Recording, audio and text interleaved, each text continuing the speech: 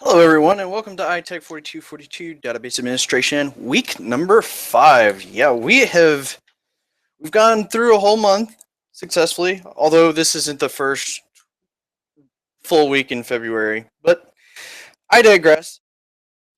This week we're going to be covering Mullins Chapter 8, which is defining availability, what it means for a database administrator, and how they kind of keep up with it in an ever-growing environment that is trying to reach a 24/7 kind of service. Also, this week we're going to be dealing with the Module 4 team document. I'm not actually going to cover that in this video because I think it's very self-explanatory. Just kind of look at the module documentation, and if you guys have any questions on it, please email me. You all have my email address readily available. But let's go ahead and dive in.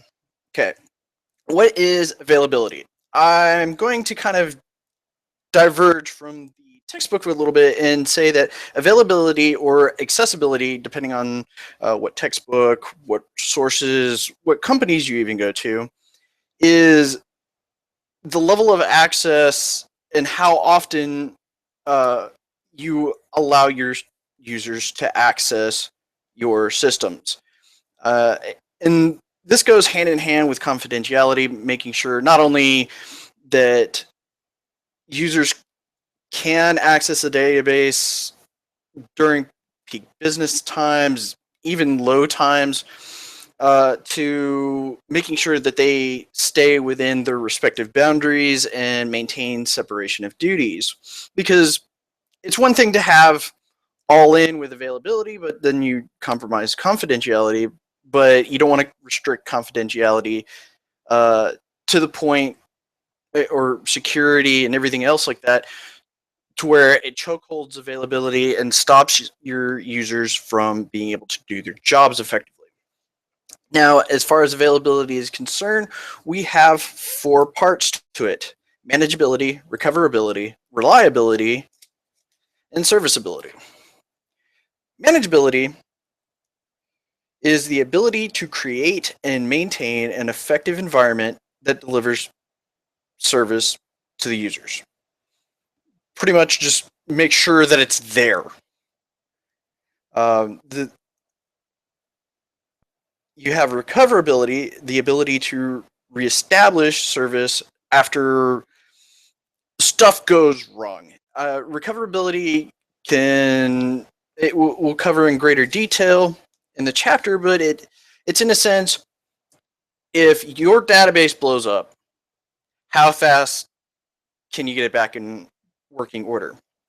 Reliability is the idea of how good is the software you're using, how good is the hardware, is it reliable, is it robust, is it going to fail on you? What are you looking at to prevent errors and component failures?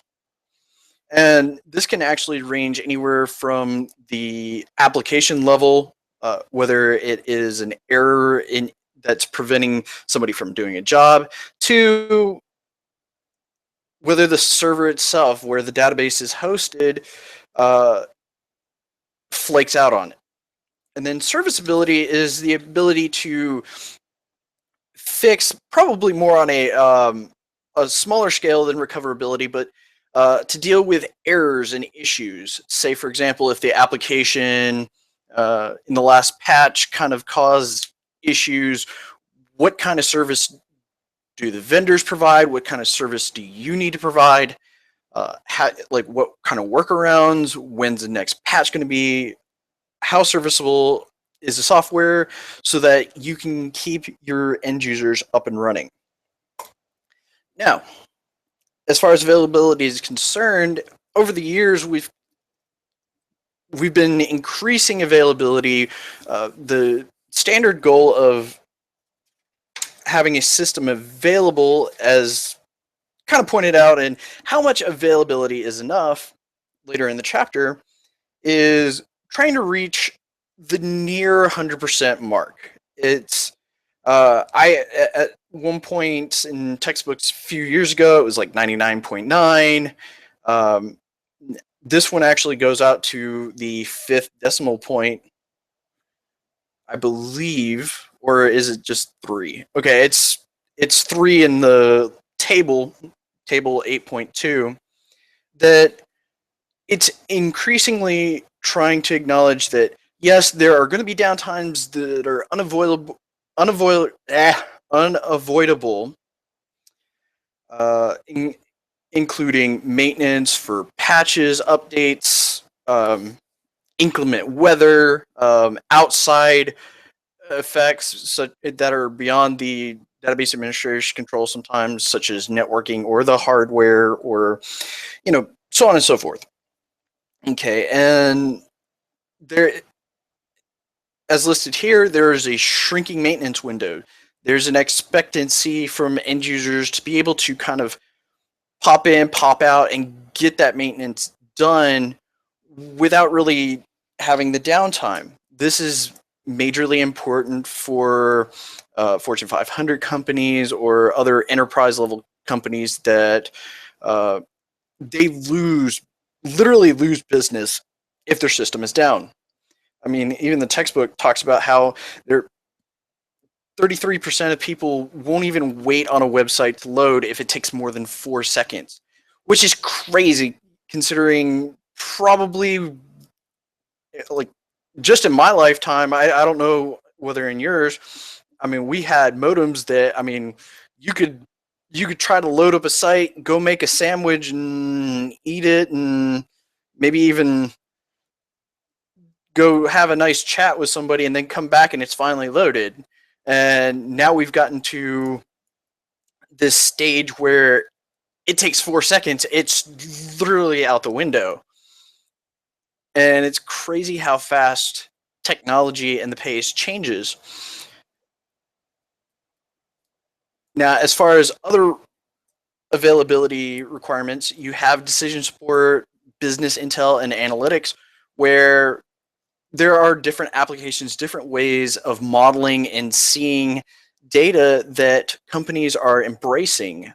For us in particular, I know that we use software like Crystal Reports, Microsoft Access, and various other tools to be able to look at just data in a different way so that we can present our findings to the University System of Georgia. I know that we're actually kind of building a department around this.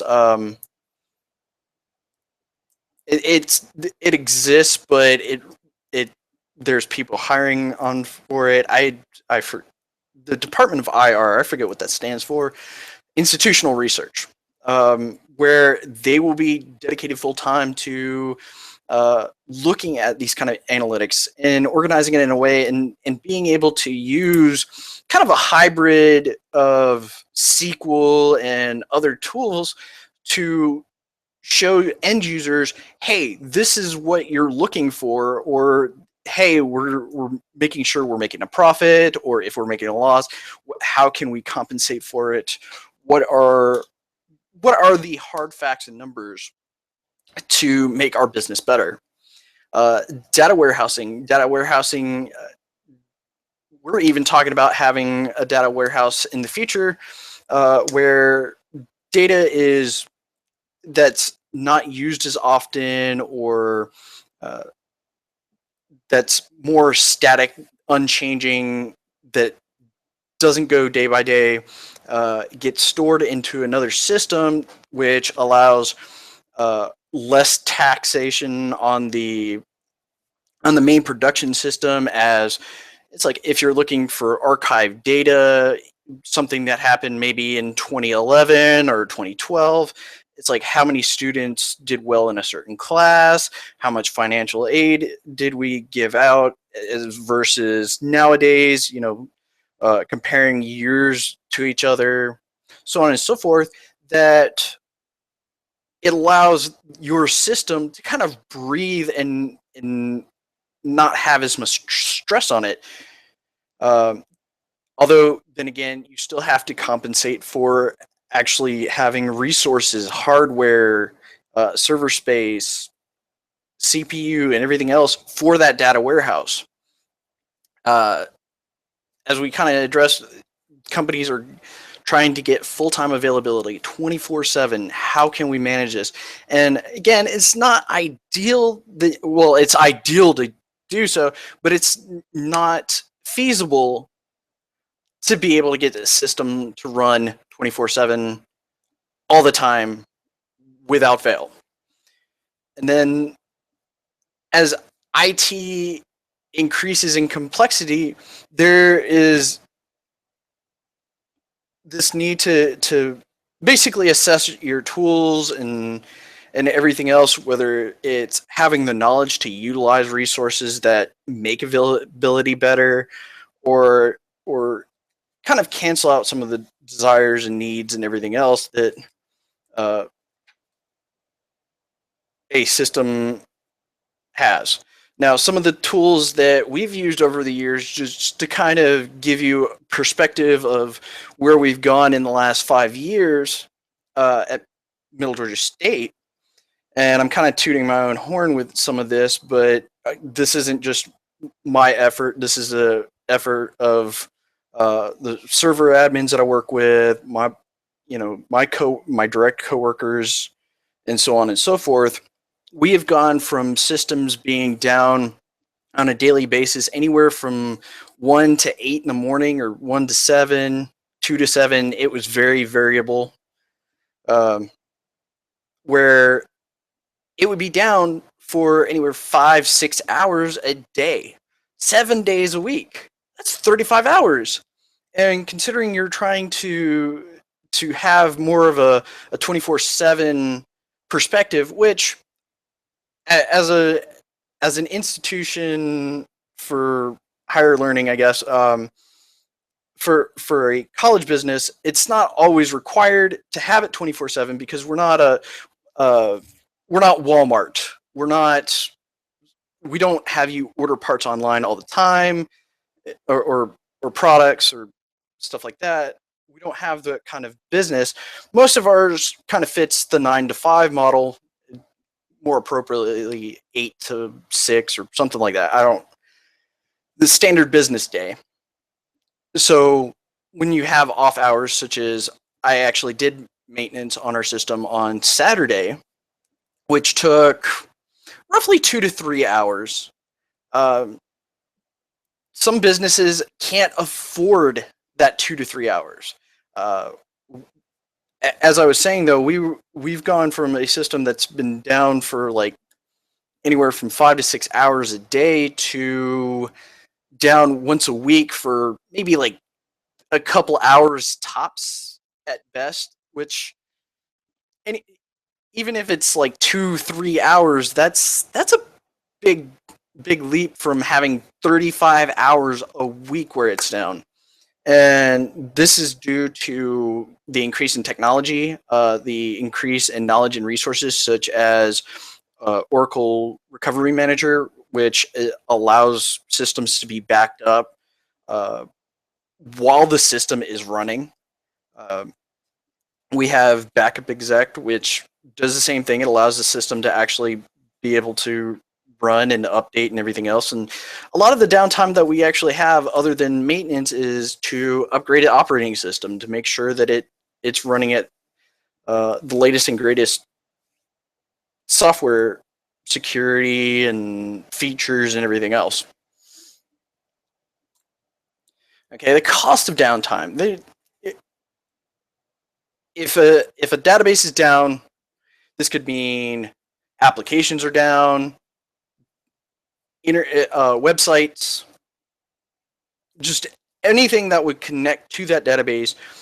That results in a loss, because for many businesses, such as Target or eBay or other online businesses, you can fill in the blanks because I am drawing a blank at the moment. But this means that, hey, you do not get my business if I can't load your site. I know that a few years back, Walmart in particular had an overload on their system to where it crashed their site, and people were not able to order online. Well, how many how many millions of dollars did that cost them? That'd be good if you like if you guys can go check that out. There might be a bonus involved for the first person that gets that to me. Anyway, the there is the cost of catching up after systems are once again available. Now, it may be that there are kind of backups or resources that will still take your money, so to speak, but they're not synchronized with the main system. And what's it take to get that caught up? Legal costs of lawsuits. Um, if your service is causing issues with somebody's life, if it's a medical concern, hospitals, pharmacies, so on and so forth, that you can't get what you need to not be injured or to maintain your health or maintain the health of your finances or so on and so forth, there can be lawsuits to deal with. Heck, there's even if somebody is promoting a sale, say J.C. Penney's or Sears decides, hey, we're going to have a Cyber Monday sale, or better yet, probably more like Best Buys and stuff like that. I guess I'm not familiar with Black Friday and and Cyber Monday, if you can tell. I leave the Black Friday shopping to my wife and her siblings and nieces and nephews and all who want to go. I've never went Black Friday shopping. But anyway, there might be a big sale. And let's say the system is down for X amount of time. Well, that could result in a lawsuit because it's advertised that, oh, if you buy now, you may pay less. You may not have to pay as much. But if your system is down during that peak shopping window, well, then it's might as well be false advertisement because it's like, oh yeah, you can totally buy from us, but then they don't offer it, and somebody ends up paying full price. All right, availability problems. There are a list of availability problems. I'm not going to get into all of them because, I mean, they're pretty self-explanatory. The book kind of micromanages and dissects it a little bit more than what I have on this slide. It all kind of really boils down to hardware failure, software failure, outside failure, such as network or server or vendor or whatever if you're hosted. The database can fail or corrupt. Uh, Tables and content may be deleted. Records may be missing, or the integrity has been compromised. There could be issues with recovery, replication, and propagation.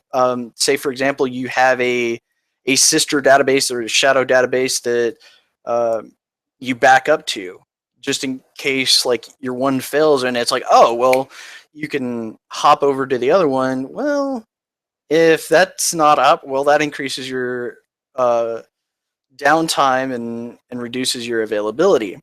There are DBA oops. I had one actually not too long ago where I'm working on new servers for our systems, which will get us to the next version of Oracle, the next version of Linux, and various other application software. And I did a complete shutdown on the production system. Needless to say, I was getting phone calls. I had one of the department managers come to my office, and she literally saw me with my face in my hand, just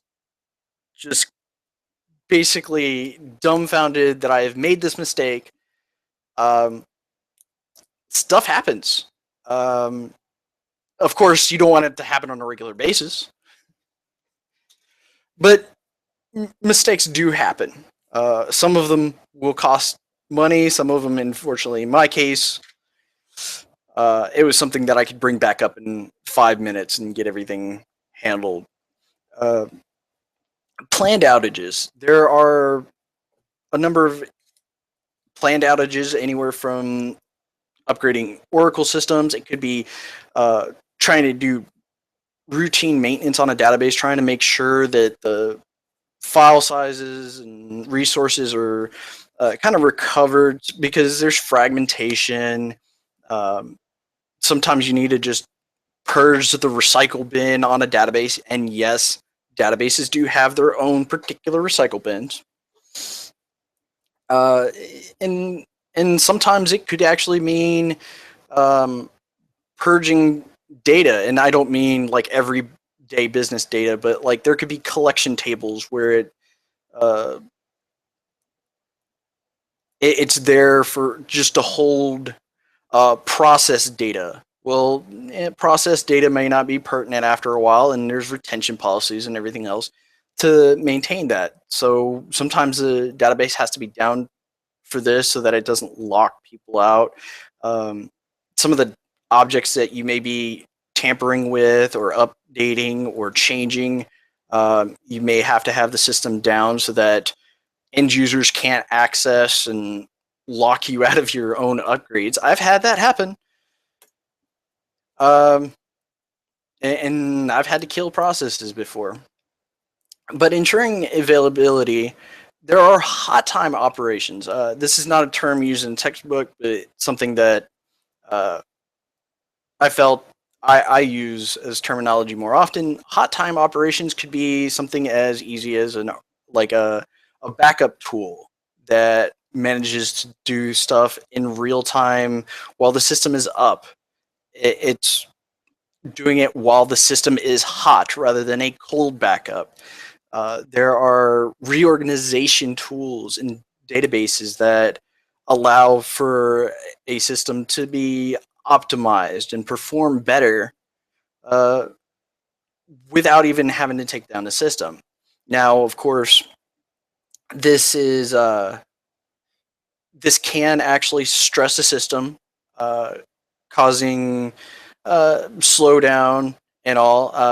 I had just last week where um, the server team was trying to back up systems during the day because their full time backup of our system uh, failed on Saturday, and they had to make sure that they complied with backup strategy, but this also caused a noticeable slowdown for our end users. And so sometimes there's communication issues or uh, a need to reevaluate policies. Uh, there's automation features such as I keep going back to backup and everything else because that's the number one automated feature that I keep revisiting. There are other automated features that I'm in charge of, but backup is probably my number one. And I have a number of backups that happen throughout the night, anywhere from RMAN to exports to actually migrating files from the main production system to test systems to offsite systems to ensure if there is a disaster that happens on our campus. We had back, what was it, 2007, where a storm came in and wrecked shop, and there were a number of systems that had to be recovered. Now, I wasn't actually part of that. I've heard horror stories about it, but you need to be able to plan for those kind of contingencies. A clustering technology. Oracle has some clustering technologies. We have not adopted that as of yet, but we do have clustering as far as servers are concerned. We can move uh, between different virtual clusters and all, where uh, let's say one of the physical machines may be failing or one of the images may be failing. We can swap over and with very little noticeable effect.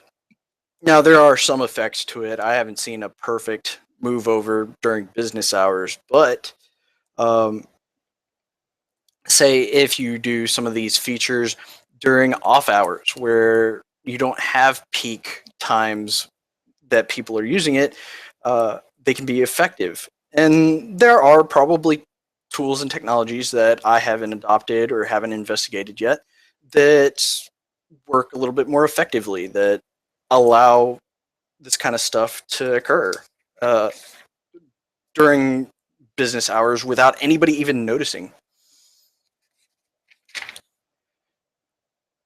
And that's pretty much it for the chapter. It does get into a little bit of NoSQL and some other features that are in more detail, but I'll read that on your own. As I said, I'm not going to go over the module. That it's very self-explanatory. As far as the group creation is concerned, I'm actually making this lecture on. I don't even know what time it is. I don't have a clock anywhere. Let's see. It is roughly about 6:30 on Sunday, and I have had two teams uh, formed. I've had two teams, 8 people that have contacted me about their. Well, I've had 2 people contact me about 2 groups of 4.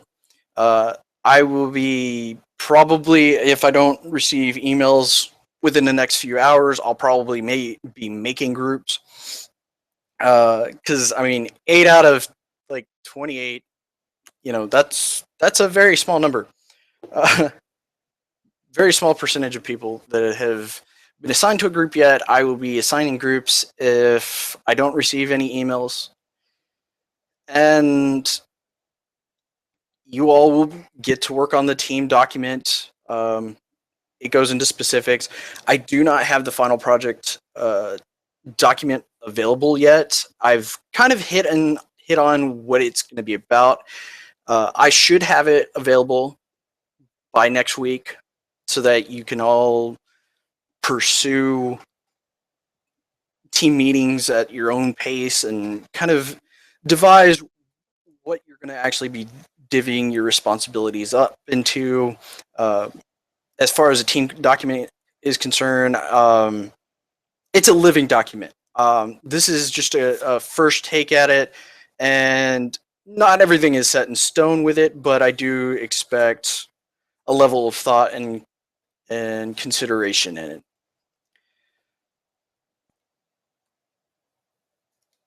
The discussion for the week, I'm going to have you research availability tools and software and all. I mentioned RMAN as far as availability, backup exec.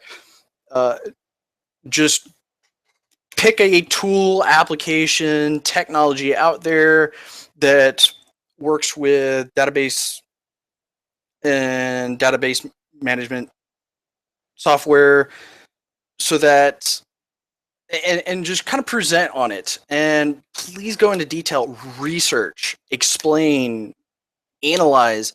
I'm seeing a lot of I haven't gotten down to grade a lot of the discussions yet, but I am seeing what I would consider quote unquote BS answers, and like, oh, it's important, this is important because of reasons. I do expect a level of research, probably not final paper, end of research, end of term research paper level, but I do expect at least a modicum of research and thought process into this. So um, be forewarned. When I do get around to grading them, um, you may see some points deducted. You may not. It all really depends. But please be specific. Please explain. As we've kind of covered in the topics of different chapters and all, a DBA needs to be able to communicate effectively, to be able to convey uh, meaning and understanding of source materials and technologies. So I expect good things this week, especially since there is a team document rather than uh, an individual assignment. There's no coding this week. Hallelujah for some of you. Some of you are maybe groaning because you're code monkeys. Um, I can be a bit of a code monkey at times. Unfortunately, I haven't been in it as much, but please make sure you put in enough detail to get your point across, research, and show your technology. Thank you, and have a good week.